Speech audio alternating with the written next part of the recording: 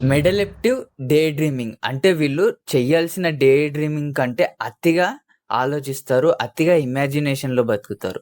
Psychology ప్రకారం వీళ్ళు songs వింటూ ఇమాజినేషన్ జేసుకోవడం వేరే వాళ్ళతో మాట్లాడలేకపోయి వీళ్ళకి వీళ్ళే ఆ సినారియోస్‌ని వాళ్ళతో మాట్లాడితే ఎలా మాట్లాడతా అనుకోవడం.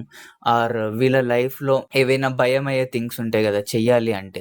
వాటన్నిటిని ఇమాజినేషన్‌లోనే చేసినట్టు ఆర్ జరిగితే వీళ్ళకి నెగెటివ్‌గా జరిగినట్టో, పాజిటివ్‌గా జరిగినట్టో ఈచ్ అండ్ ఎవ్రీథింగ్ వీళ్ళ మైండ్‌లో ఇమాజినేషన్‌లో బతకడం స్టార్ట్ జేస్తారు. ఇలా జేయడం వల్ల ఏమైతది అంటే మెల్లమెల్లగా రియాలిటీకి దూరంగా వెళ్ళేసి జస్ట్ ఇమాజినేషన్‌లోనే హ్యాపీ అవ్వడం ఇంక స్టార్ట్ అయిపోతది. అండ్ ఇలాంటి సిట్యుయేషన్స్ ఏవైనా వీళ్ళు మాట్లాడాలి అనుకునే పర్సన్ రియల్ లైఫ్‌లో వచ్చినప్పుడు వీళ్ళెళ్లి మాట్లాడలేరు.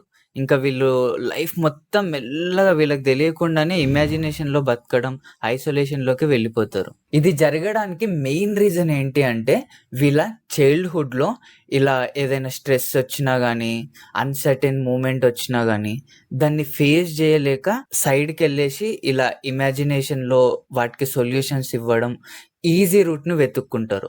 అది ఈజీగా అలవాటయిపోవడంతోని ఇప్పుడు ప్రెజెంట్‌లో అలాంటి మూవ్‌మెంట్స్ ఒచ్చినప్పుడు ఫేస్ జేయనీకే మళ్ళీ ఇమాజినేషన్‌ని టూల్‌లాగా వాడుకుంటారు. సైకలాజికల్‌గా దీన్ని ఈజీగా సెట్ జేయొచ్చు. అదేంటి అంటే మెయిన్‌గా మన థాట్స్ ఇవన్నీ మన బ్రెయిన్‌కొచ్చేది దేనివల్ల అంటే మన సెన్సరీ వల్ల.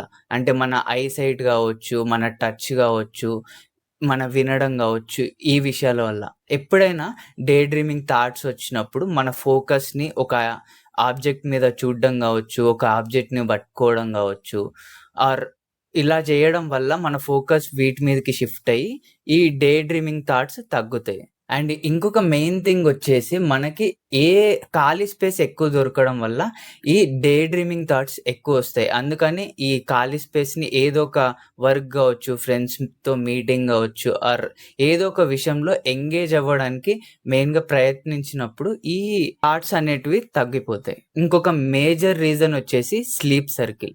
ఏంటి అంటే మనం రెగ్యులర్‌గా ఒకే టైంకి పడుకొని, ఒకే టైంకి లేస్తే మన బాడీ దాన్ని అడాప్ట్ జేసుకొని సేమ్ అదే రొటీన్‌లో స్లీప్ సర్కిల్ అనేది మంచిగొస్తది. అండ్ మన బాడీ దాన్ని అడాప్ట్ జేసుకొని పర్ఫెక్ట్ టైంకి నిద్రబోతది. కానీ మనం అది స్లీప్‌ని అటు ఇటు జేయడం వల్ల అది డిస్టర్బ్ అయ్యి స్లీప్ పట్టకపోయినప్పుడు మళ్ళీ డే డ్రీమింగ్ థాట్స్ రావడం ఇది మళ్ళీ ఇంప్రూవ్ అయిపోతది.